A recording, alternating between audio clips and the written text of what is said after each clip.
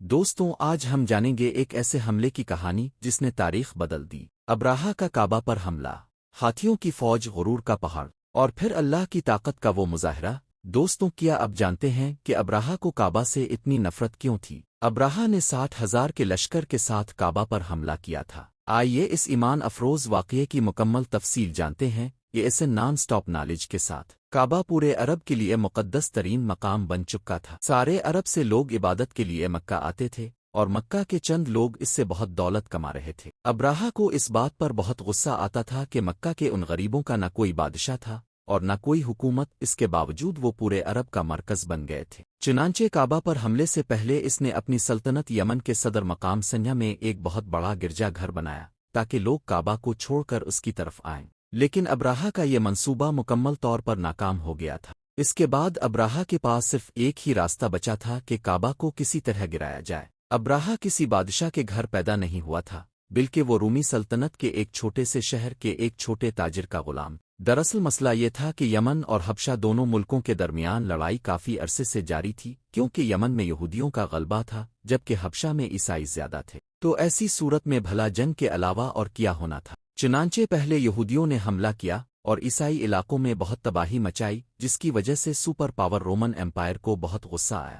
اس وقت بھی عیسائی سپر پاور تھے، اس لیے رومی سلطنت نے حبشہ میں اپنے عیسائی بھائیوں کی مدد کی اور یمن میں یہودیوں کی بادشاہت کو ہمیشہ کے لیے ختم کر دیا۔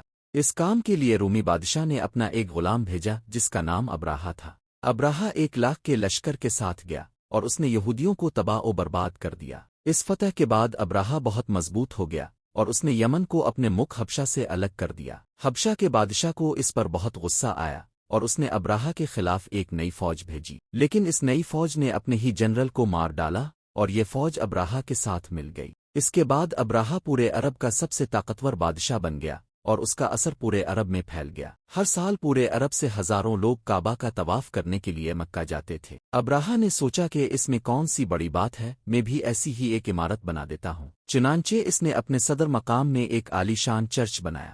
اس چرچ کو ابراہا نے پوری دنیا کے ہیروں اور جواہرات سے بھر دیا۔ یہ عمارت پورے عرب کی سب سے خوبصورت اور عالی شان عمارت تھی۔ عربوں نے اس سے پہلے ایسی شاندار عمارت نہیں دیکھی تھی، لیکن اس کے باوجود بھی کوئی اس کی عبادت کرنے نہیں آیا اور سب اسی پرانے کعبہ کی طرف جاتے رہے۔ اتنا خرچ کرنے اور اتنا کچھ کرنے کے بعد بھی جب ابراہا ناکام ہوا تو اس کے پاس صرف ایک ہی آپشن بچا تھا کہ کعبہ کو گرا دیا جائے۔ چنانچہ اس نے 60,000 کا لشکر جمع کیا اور کعبہ پر حملہ کر دیا۔ دوستوں ہم نے اب تک جتنی بھی کہانی سنائی ہے وہ نہ صرف اسلام میں لکھی گئی ہے بلکہ تاریخ کی قدیم کتابوں میں بھی موجود ہے۔ ان سب کتابوں میں ابراہا کے ایک عظیم بادشاہ ہونے کا ذکر تو موجود ہے، لیکن اس کے مکہ جانے کا کوئی ذکر نہیں ہے۔ لیکن دوستوں حالیہ دریافتوں میں کچھ ایسے یہودی نوشتہ جات ملے ہیں جن میں واضح طور پر لکھا ہے کہ ابراہا نے ایک جگہ پر حملہ کیا تھا جس میں اسے بری طرح شکست ہوئی تھی۔ دوستوں آج بڑے بڑے تاریخ دان بھی اس کو کعبہ پر اسی حملے کو قرار دیتے ہیں جس میں ابراہا اپنے ساتھ کچھ ہاتھیوں کو بھی لے کر گیا تھا۔ ابراہا کعبہ کو تباہ کرنا چاہتا تھا تاکہ لوگ کعبہ کو چھوڑ کر اس کے چرچ میں آئیں۔ عربوں کو معلوم تھا کہ وہ ابراہا کا مقابلہ نہیں کر سکتے۔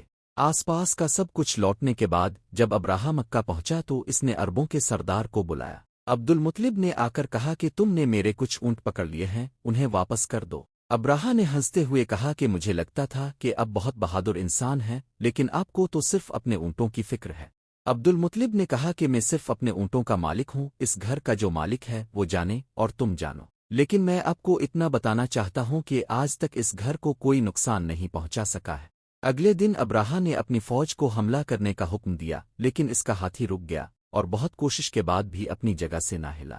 اسی وقت آسمان میں کچھ پرندے نمودار ہوئے، ہر پرندے کے منہ میں ایک پتھر تھا۔ یہ ایسے پرندے تھے کہ نہ اس دن سے پہلے کسی نے دیکھے تھے اور نہ اس دن کے بعد وہ دوبارہ کبھی نظر آئے۔ وہ ابراہا کی فوج کے لوگوں کو نشانہ بنا کر قتل کر رہے تھے۔ اب بہت سے مورخین نے اسے چیچک کی ایک انتہائی سخت قسم قرار دیا ہے، کیونکہ جیسے ہی پتھر ان فوجیوں کے جسم کو چھوتا تھا ان کو شدید خارش ہوتی اور وہ چیخ چیخ کر اپنا ہی گوشت خود نکال لیتے تھے، یہاں تک کہ کچھ لوگوں کی ہڈیاں نظر آنے لگتی تھیں۔ اس حالت میں ابراہا کا لشکر پیچھے بھاگا اور 60,000 کا یہ لشکر تباہ و برباد ہو گیا۔ مکہ کے قریش کی یہ جیت پورے عرب میں پھیل گئی اور قریش عرب کے نئے بادشاہ بن کر سامنے آئے۔ اس واقعے کے بعد پورے عرب سے لاکھوں لوگ طواف کعبہ کے لیے آنے لگے اور ہر سال مکہ میں عکاس کا بہت بڑا میلہ لگنے لگا۔ اہل مکہ کا مال 2 گنا اور 3 گنا ہونے لگا۔ لیکن اسی سال اچانک ایک دن وہ آگ جو برسوں سے ایران کے سب سے بڑے معبد میں جل رہی تھی بجھ گئی، اور اسی دن مکہ میں ایک یتیم بچے کی پیدائش ہوئی جس کا نام محمد تھا۔